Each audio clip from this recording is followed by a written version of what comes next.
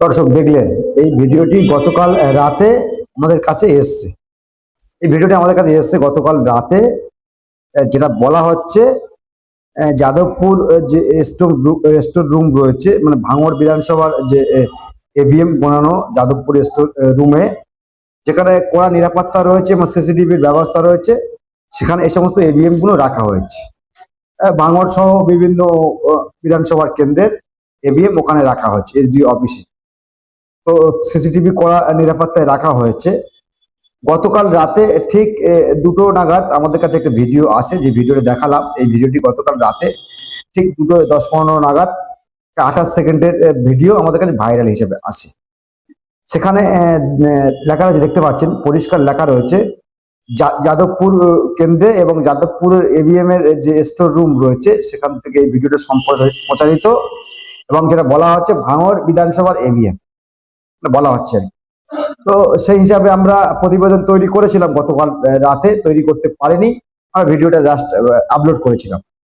তো এই ভিডিও নিয়ে অনেক প্রশ্ন উঠছে, অনেকে ফোন করছে, বিশেষ করে আইএসএফ এর যিনি এখন তো বিধায়ক হয়নি, আগে ছিলেন, নওশাদ সিদ্দিকীর অফিস থেকে আমাকে ফোন এসেছিল কাল রাত 2:30 নাগাদ।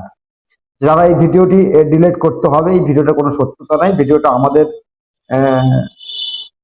যে স্টোর রুম ভাঙড়ের সেখান থেকে ভিডিওটা নয়। তো তাহলে প্রশ্ন উঠছে, এই যে এভিএম পরিষ্কার দেখতে পাচ্ছেন এভিএম বদলে ফেলা হচ্ছে, বুঝতে পারছেন, এভিএম বদলে ফেলা হচ্ছে, কিন্তু ভিডিওতে পরিষ্কার লেখা রয়েছে যাদবপুর স্টোর রুম ভাঙড় বিধানসভার এভিএম। তো বাট সেই হিসাবে আমরা ভিডিওটা ভেরিফিকেশন করিনি, হয়তো করতে হয়, সত্যতা যাচাই করতে হয়, যাচাই করার সময় হয়ে ওঠেনি, আমরা ভিডিওটা পাবলিশ করেছি।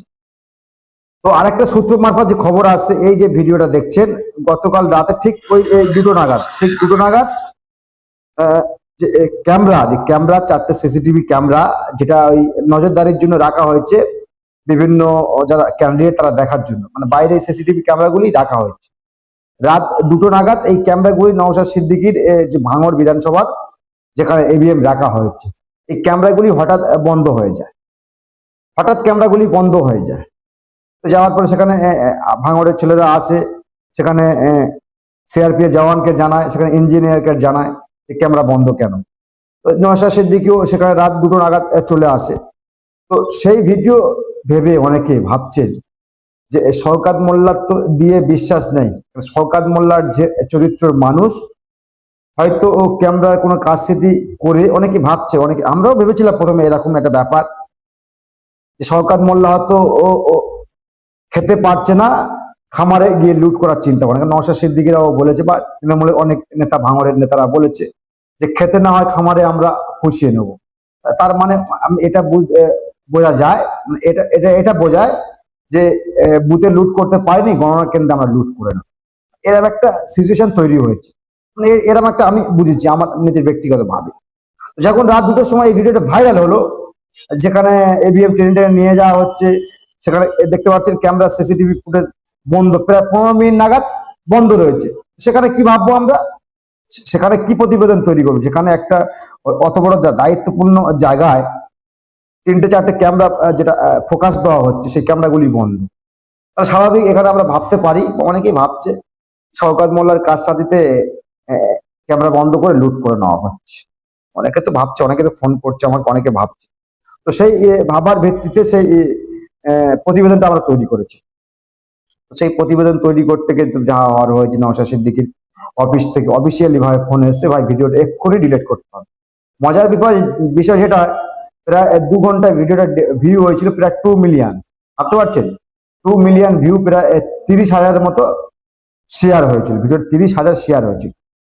তো সেখানে সেই ভিডিওটা আমরা ডিলিট করে দিলাম, কিন্তু দেওয়ার পরে দেখছি এই ভিডিওটা ভাইরাল হচ্ছে, যেখানে বলা হচ্ছে আইএসএফ বাংলা নামে একটা ইউটিউব চ্যানেল এই ভিডিওটা পাবলিশ করেছে। তিনি বলেছেন গভীর রাতে নওশাদ সিদ্দিকীর যে এই এভিএম এর নজরদারি যেখানে থাকার কথা স্টোর রুমে, সেই ক্যামেরাগুলি বন্ধ, সেই ক্যামেরাগুলি বন্ধ। তাহলে দর্শক অটোমেটিক প্রশ্ন উঠছে, গত রাতে তো এটা হয়েছে ওর আগের রাতে, মানে 1 তারিখ রাতে, সেখানেও প্রায় 20 মিনিট যাবত এই ক্যামেরাগুলি বন্ধ ছিল। কিন্তু আমাদের প্রশ্ন ওটা নয়, আমাদের প্রশ্ন খুবই ক্লিয়ার, আমাদের প্রশ্ন যেটা না খুবই ক্লিয়ার। আমরা বলছি 294টি কেন্দ্রে নির্বাচন হয়েছে। প্রথমে 152 কেন্দ্রে ভোট হয়েছে, তারপরে 142 কেন্দ্রে ভোট হয়েছে। সমস্ত জায়গার এবিএম, সমস্ত জায়গার স্টোর রুমে রাখা হচ্ছে, সমস্ত জায়গার ফুটেজ দেখানো হচ্ছে। ভাঙড় বিধানসভার যে কেন্দ্র, যাদবপুর যে এবিএম এর যে কন্ট্রোল রুম, যেখানে আর কি গোনানো হচ্ছে, বাইরে রাখা হচ্ছে কন্ট্রোল রুম, সেখানে বেছে বেছে ভাঙড়ের সিসিটিভি প্রবলেম হয়ে গেল। মানে বলছে টেকনিক্যাল ইস্যু, যেটা শুনছিলাম আমরা, বলছে টেকনিক্যাল ইস্যু। কি টেকনিক্যাল ইস্যু? কোনো বিধানসভাতে টেকনিক্যাল ইস্যু হলো না। ভাঙড় বিধানসভাতে টেকনিক্যাল ইস্যু, টেকনিক্যাল ইস্যু। মানে দর্শক, কোথাও তো আমার একটা গিয়ে ভয় লাগছে, আমার ব্যক্তিগতভাবে ভয় কাজ করছে। এটা শওকত মোল্লার চক্রান্ত না তো? এটা আমার ব্যক্তিগত মত আর কি। শওকত মোল্লার চক্রান্ত না তো? এই সমস্ত এভিএম এর ফুটেজ গুলো বন্ধ করে লুট করে নেওয়া, এটা একটা ভয় কিন্তু কাজ করেছে আমার দিক থেকে। সেইভাবে আমি এই ভিডিওটা বানিয়েছি, আমার দিক দিয়ে আর কি। আমার কোথাও মনে হচ্ছে গিয়ে এটা, যে ফলে শওকত মোল্লা এখান থেকে দেখতে পাচ্ছেন পুরো 4টি ক্যামেরা, সিসিটিভি ক্যামেরা পুরো বন্ধ রয়েছে। একটা গুরুত্বপূর্ণ নির্বাচন হচ্ছে, যেখানে পুরো পশ্চিমবাংলার যে এভিএম মেশিন গুলো সিসিটিভির আন্ডারে, আর বেছে বেছে ভাঙড় বিধানসভার সিসিটিভি গুলো বন্ধ। রাত 2:10, রাত তখন 2:10 বাজে, বেছে বেছে ভাঙড় বিধানসভার কেন্দ্রের সিসিটিভি বন্ধ। টেকনিক্যাল ইস্যু হতে পারে, অনেকে বলবেন টেকনিক্যাল ইস্যু হতে পারে, হতে পারে, কিন্তু অন্য কোনো বিধানসভাতে হলো না। ওই ভাঙড় বিধানসভা কেন্দ্রে, ওই যাদবপুর যেখানে আর কি এবিএম স্টোর রুম রয়েছে। তো আমরা বলছি, এই খবর যা আমরা পাবলিশ করেছিলাম, তো সেখানে আমাদেরকে ভুল পর্যন্ত স্বীকার করতে হয়েছে, যে না, আমাদের এই পাবলিশ করা আমাদের ভুল হয়েছে। কিন্তু এই যে ভিডিওটা ভাইরাল, ভাইরাল হিসেবে রাত 2টো নাগাদ সিসিটিভি ক্যামেরা বন্ধ, তারপরে এই যে টেনে টেনে নিয়ে যাওয়া হচ্ছে, এভিএম মেশিন বদল করা হচ্ছে, এগুলো ভুল, এগুলো ভুল। নওশাদ সিদ্দিকী বলার চেষ্টা তিনি করেছেন, তারা কর্মীদেরকে দিয়ে ফোন করিয়েছিলেন যে এটা আমাদের বিধানসভাতে নয়, যাদবপুর মানে যে স্টোর রুম রয়েছে এভিএম, ওখানে নয়। আরে কোনো তো কোনো একটা জায়গার, আপনার নয়, আপনার পাশে বা অন্য ডিস্ট্রিক্টের, মানে আপনারটা ভালো হলে ব্যাস ভালো, বাকি কার কি হবে দেখার দরকার নেই, এরকম একটা ব্যাপার নাকি? তো দর্শক, যেটা বলার চেষ্টা করেছিলাম আমি, যে কোথাও একটা গিয়ে আমার ভয় হচ্ছে যে শওকত মোল্লা এই কারচুপিগুলো করছে না তো, আমরা ভেবেছিলাম। কিন্তু যেটা দেখলাম, যেটা খবর পেলাম, নওশাদ সিদ্দিকীরাও বলছে যে এটা বদল করা হচ্ছে না, এটা রাখা হচ্ছে, রাখা হচ্ছে। দর্শক, যদি আমরা প্রতিবেদন ভুল করে থাকি, ক্ষমার নজরে আমাদের দেখবেন।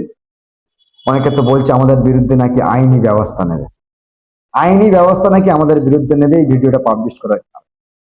আরে ভাই, পরিষ্কার লেখা রয়েছে যাদবপুর স্টোর রুম, আমরা কি করতে পারি, আমরা কি করতে পারি এখানে?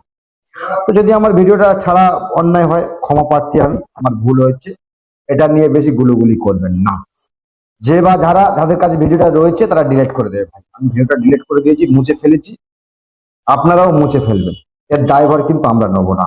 আমরা আবারও বলছি, এই ভিডিও যদি মিথ্যা হয়ে থাকে, যদি মিথ্যা হয়, তার দায়ভার কিন্তু আমরা নেবো না। এই ভিডিওটা আমরা ডিলিট করে ফেলেছি, ফেসবুক, ইউটিউব থেকে আমরা মুছে ফেলেছি।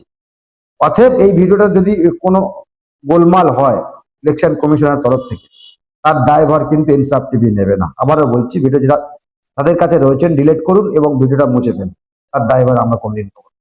ভালো থাকবেন, যেটা বলার বলবেন, নজর রাখবেন আমাদের।